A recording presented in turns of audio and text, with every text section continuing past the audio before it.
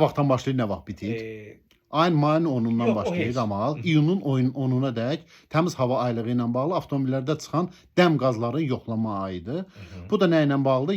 Yol polisi tərəfindən stasionar postlarda da ola bilər. Bu adi hər hansı bir prospektlərin kənarında, alternativ yollarda da ola bilər. Hər yerdə yoxlaya bilərlər. Yəni bunun məhz yoxlanma yeri yoxdur ki, məhz bu postdan keçəndə yoxlamalıdır. Hər bir rayon ərazisi var. Bir boşluq tapıb, sərbəst bir yer tapıb avtomobillərin qaz analizatorunun avtomobildən çıxan dəm qazlarını yoxlamaq yerləri var, səlahiyyətləri var. Yəni bu da nə zamanlar olur? Ayın 10-undan, mayın 10-undan iyunun 10-una dək.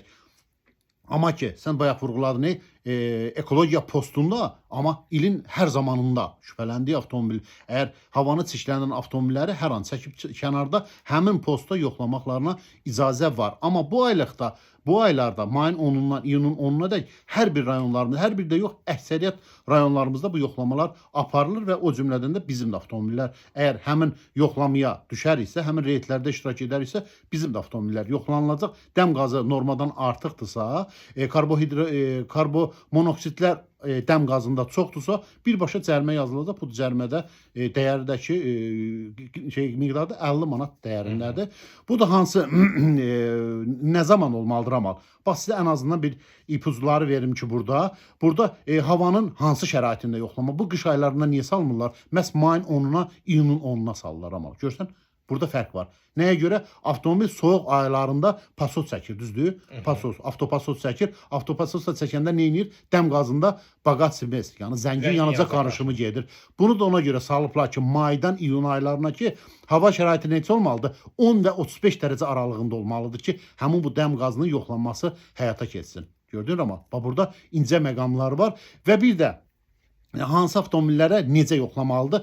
1986-cı ilə qədər olan avtomobillərdə, yəni Avro standartlarına cavab verməyən bir avtomobillərdə olmalıdır. Yəni dəm qazının, karbonmonoksidin dərəcəsi olmalıdır 4,5 və 3,5 olmalıdır ki, ondan artıq olarsa cərimə yazılacaq 86-cı ildən aşağı olan avtomobillər. Amma gəldik Avro standartlara, 90-cı illərə gəldiksə Avro 2 standartlarına olan avtomobillərdə 0,3-0,5% bəli, karbon monoksid qazının yəni olsa, ondan artıq olarsa cərimə yazılacaq. Keçək Avro 3 standartlarına. Avro 3 standartlarına 0,2-0,3 gördün. Hələ Avro 2-dən söhbət gedir, amma bunun Avro 3-ü var, Avro 4-ü var. Bugünkü günlərdə Avro 5-ləri var. Bunlar da necə tənzimlənir amal? Mən sizə deyim ki, nə edirsən? Ən birinci yol polisi saxlayır sizi avtomobili kənarda. Avtomobili mühərrik mütləq qızmalıdır. Qızma anında birinci nə edirsən? Mühərriyin 2500-3500 dövrlər sayında içəridə sürücü oturur. Qazı sıxır, saxlayır. Yəni taxometr 2500-3500 dövrlər sayında 15 saniyə belənsinə saxlamalıdır.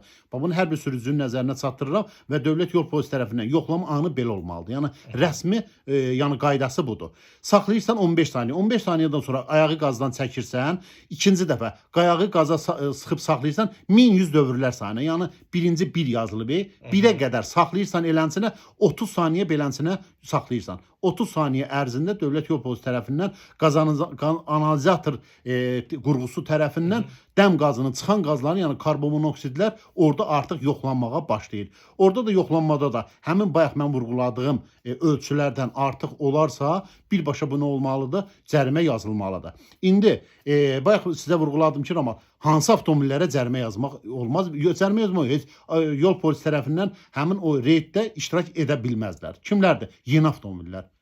3000 kilometrə getmiş avtomobillər həmin yoxlamada iştirak edə bilməzlər.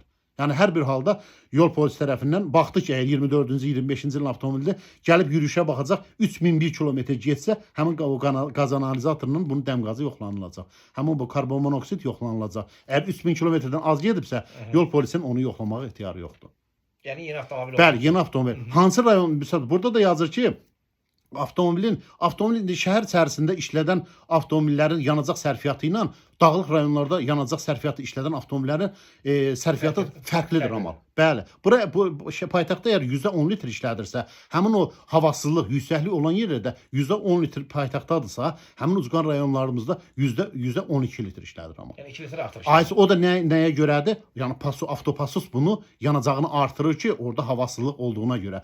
Havasızlıq da ən yüksək zonalarda hardan olmalıdır? 690-790 millimetrə qədər olan atmosfer təzyiqində ona qədər yoxlamaq olar. Ondan artıqsa həmin bölgədə həmin bu yoxlama anı aparıla bilməz. Aparıla bilməyəndə də nə olur?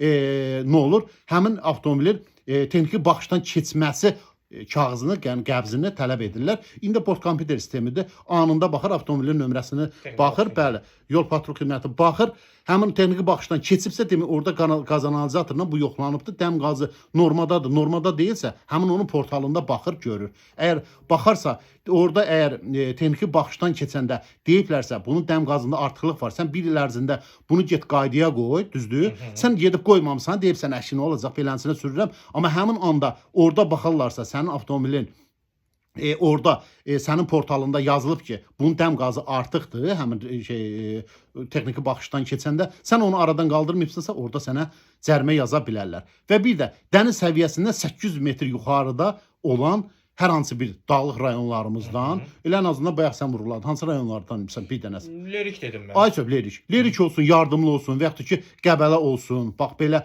ya Xınalıqda heç də, Xınalıqda da heç sürə yoxlama olmaz. Çünki 2370 metr yüksəkliyindədir. Yəni orada mümkündür. 800 metr yüksəklikdən yuxarıda olan rayonların mərkəzləri belə düşsə, orada yoxlamağa icazə yoxdur. Çünki burada avtopasos avtomobillərdə avtomatik olaraq çəkilir. Burada yanacaq sərfiyyatı daha da artır. Baqat smes yaranır.